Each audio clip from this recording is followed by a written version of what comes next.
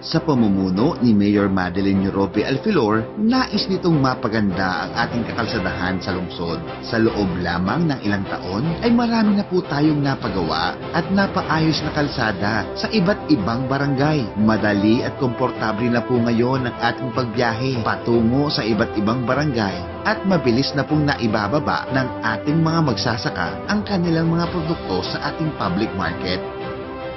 Ilan lamang po ito sa ating mga nagawa. Marami pa po tayong kasalukuyang ginagawa at ipapagawa pa sa mga susunod na taon. Hindi po tumitigil ang ating mga proyekto sa pagsasaayos ng kalsada. Ang lokal na gobyerno ng Iliga, pati na rin ang national government at iba pang mga ahensya ay patuloy pa rin pong magpapagawa ng mga kalsada upang mas masaayos pa ang ating paglalakbay.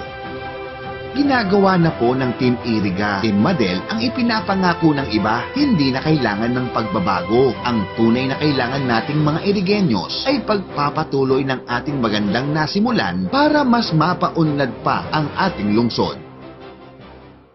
Mayor Madeline Europe Alfilor. Multi-awarded na, world-class pa ang public service. Hashtag si Madel ang mayor ko.